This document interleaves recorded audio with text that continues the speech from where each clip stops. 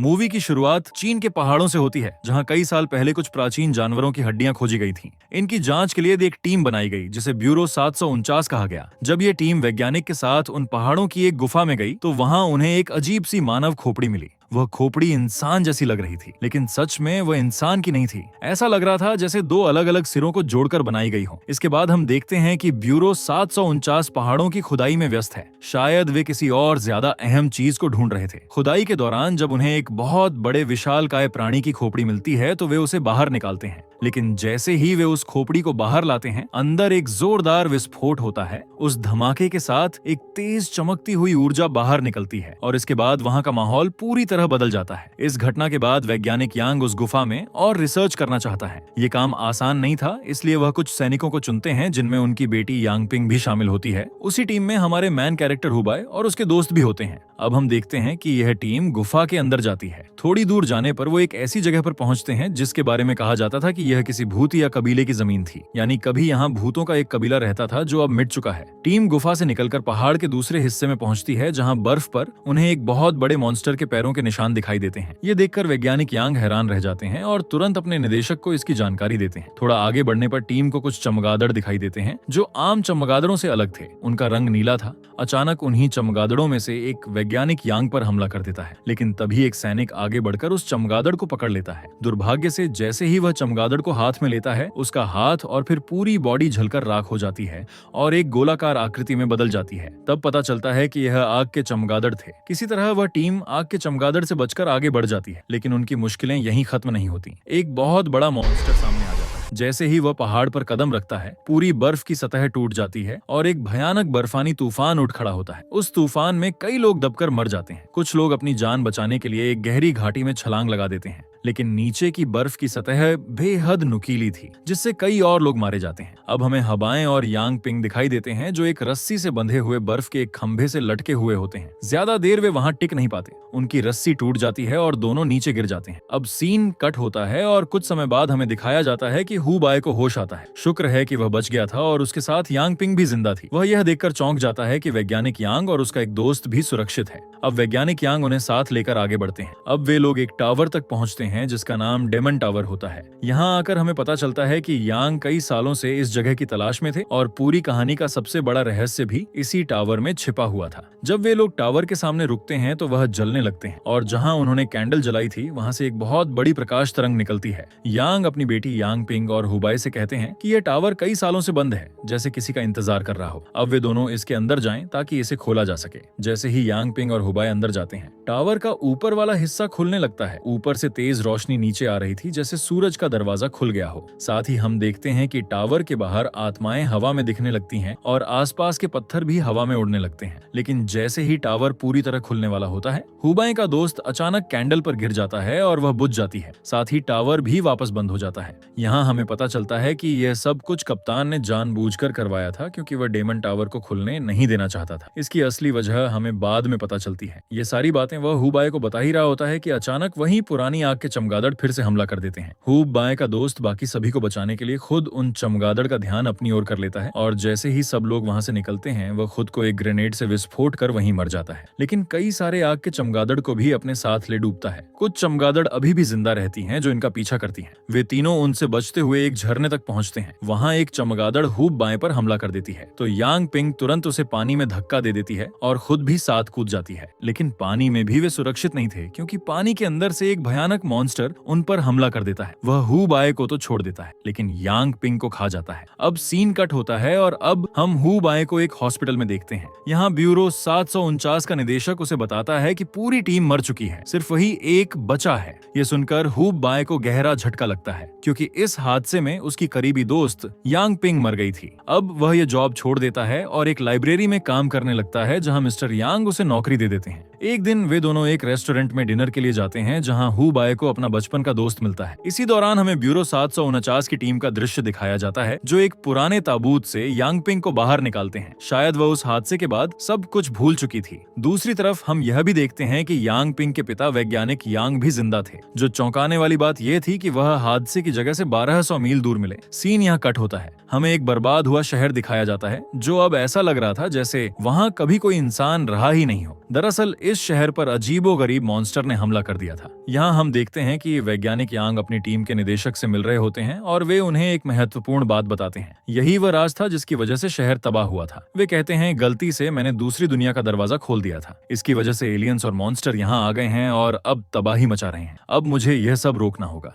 दूसरी तरफ हम देखते हैं कि लाइब्रेरी में हु बाय को पता चलता है कि वैज्ञानिक यांग पहले भी डेमन टावर पर जा चुके हैं और उन्होंने इस पर एक किताब भी लिखी है। यह जानकर हु बाय हैरान होता है कि अगर वे पहले जा चुके थे तो अब उसे दोबारा क्यों ढूंढ रहे हैं। वह इस सब पर कंफ्यूज होकर डेमन टावर पर रिसर्च शुरू कर देता है, लेकिन अचानक उसकी कमर पर आग लग जाती है। बिल्कुल वैसी ही आग जैसी चमगादड़ लोगों को लगा देते हैं। उसी समय हु बाय का वही दोस्त जो उसे रेस्टोरेंट में मिला था दौड़कर आग बुझाने की कोशिश करता है, लेकिन हु बाय खुद पर काबू नहीं रख पाता और अपने ही दोस्त को दूर फेंक देता है। इसके बाद वह अपनी पावर से कमरे की सारी चीजें हवा में उड़ा देता है। तभी वहाँ मिस्टर वांग आते हैं, वही लाइब्रेरियन जो अपनी मैजिक से सब कुछ नीचे गिरा देते हैं और हु बाय के शरीर से आग भी बुझा देते हैं। यहाँ हमें मिस्टर वांग के जरिए पता चलता है कि आग के चमगादड़ हमले की वजह से हु बाय के शरीर में यह सब पावर्स आ गई हैं। और यहाँ हमें एक और बड़ा रहस्य पता चलता है। मिस्टर वांग कोई आम लाइब्रेरियन नहीं बल्कि वह एक विश्व रक्षक हैं। वे बताते हैं कि 10,000 साल पहले इसी जगह पर एलियंस आए थे और डेमन टावर वह जगह है जहाँ से वे धरती पर दाखिल हुए थे। वह टावर असल में उन्हीं एलियंस का था,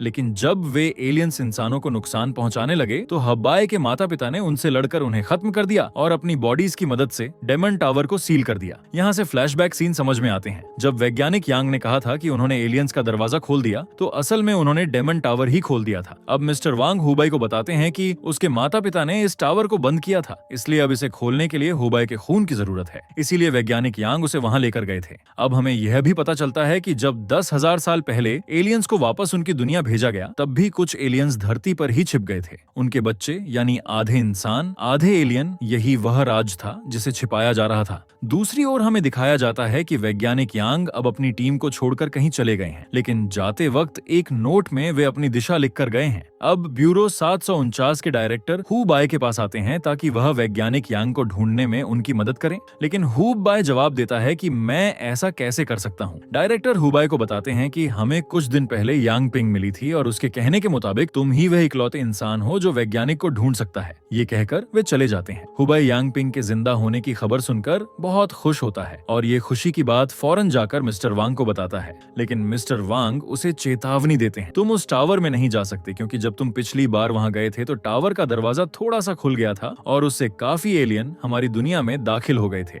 मगर हुबाई के बार बार रिक्वेस्ट करने पर मिस्टर वांग उसे जाने की इजाजत दे देते हैं। यहाँ हुबाई का बचपन का दोस्त भी उसके साथ जाने की इच्छा जाहिर करता है। उधर यांग पिंग अपना अतीत भूल चुकी थी और खुद को शर्ली के नाम से परिचित करवा चुकी थी। अब वैज्ञानिक का एक शिष्य जो इस मिशन का लीडर था आकर शर्ली से मिलता है और इसके बाद हुबाई और बाकी सभी एक टीम बनाकर वैज्ञानिक को ढूंढने निकल पड़ते हैं। रास्ते में हुबाई बाकी लोगों से कहता है, मुझे शक है कि वैज्ञानिक किसी खास मिशन के तहत वहां गया है। इसी दौरान वे लोग आराम के लिए रुकते हैं, लेकिन सुबह जब उठते हैं तो देखते हैं कि रेगिस्तान में एक बहुत खतरनाक तूफान आ गया है। सब बचने की कोशिश करते हैं, लेकिन कुछ साथी बिछड़ जाते हैं। बिछड़े हुए लोग उसी तबाह हुए शहर में पहुंचते हैं जिसका जिक्र हमने पहले किया था। वही शहर जहां मॉन्स्टर ने हमला करके सब कुछ तबाह कर दिया था। सब उस शहर को देखकर हैरान रह जाते हैं। उधर हुब बाइये का दोस्त भी उनसे बिछड़ गया था। जैसे ही यह बात पता चलती है वह उसे ढूंढने निकलता है, लेकिन ग्रुप में मौजूद एक बूढ़ा आदमी उसे रोकता है और कहता है, अगर हमारे साथ वे जानवर हो जिन्हें रेगिस्तान के रास्ते याद है तो हम रास्ता नहीं भटकेंगे। दूसरी तरफ हम हुबाई के दोस्त और दूसरे बिछड़े हुए लोगों को देखते हैं। उन पर एक बहुत बड़ा अजीब सा मॉन्स्टर हमला कर देता है जो कई साथियों को मार डालता है। इसी दौरान हुबाई के दोस्त को एक साइकिल मिल जाती है और वह अपने साथ एक और आदमी को लेकर हुबाई तक पहुंच जाता है। हुबाई सबको कहता है हमें यहाँ से फौरन निकल जाना चाहिए, लेकिन मिशन लीडर उससे असहमति जताता है और कहता है हम ये मिशन छोड़ नहीं सकते। हमारा मकसद सिर्फ वैज्ञानिक को ढूंढना नहीं है बल्कि उन मॉन्स्टर को भी खोजना है जो लोगों पर हमला कर रहे हैं। हुबाई शर्ली को भी साथ चलने को कहता है, लेकिन वह भी मना कर देती है। मिशन लीडर हुबाई को ताने देता है, क्या तुम वो सब लोग भूल गए जो पहाड़ों में तुम्हारे साथ मर गए थे?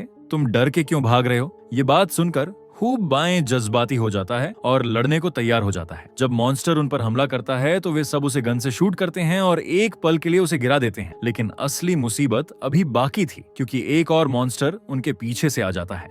वे सब उस पर भी फायर करते हैं, लेकिन वह मॉन्स्टर बच जाता है और तेजी से आगे भाग जाता है। शर्ली भी उस मॉन्स्टर के पीछे दौड़ती है और हु बाएं उसके पीछे जाता है। दोनों एक ऐसे कमरे में पहुंचते हैं जहां पूरी छत पर इंसानों की लाशें लटकी हुई थीं। जमीन पर भी मॉन्स्टर मौजूद होते हैं और वे लड़ाई की तैयारी कर रहे होते हैं। इसी दौरान हुबा एक टनल में गिर जाता है जो खुलती है एक ऐसी दुनिया में जिसे मिस्टर वांग ने दिखाया था। इस दुनिया में एक मॉन्स्टर उस पर हमला करता है और हुबा नीचे गिर जाता है, लेकिन वह मॉन्स्टर उसके साथ नॉर्मल बर्ताव करता है। दूसरी तरफ शर्ली अपने जादू का इस्तेमाल करती है और हुबाई की बॉडी को एक काफिन में रखती है। यहाँ हैरत की बात यह होती है कि हुबाई के सारे जख्म ठीक हो जाते हैं। जब उसकी आंख खुलती है तो वह डायमंड टावर के अंदर मौजूद होता है, वही जगह जो फिल्म की शुरुआत में दिखाई गई थी। उसे वहाँ अपने अतीत की झलकियां नजर आती हैं। यहाँ हमें पता चलता है कि जब यांग पिंग पर पानी में किसी मॉन्स्टर ने हमला किया था तो वह मॉन्स्टर उसे डायमंड टावर ले आया था। वहाँ एक रोशनी पैदा होती है जो यांग पिंग पर जादू करती है। इसी जादू से हमें पता चलता है कि यांग पिंग असल में यांग पिंग नहीं बल्कि शर्ली है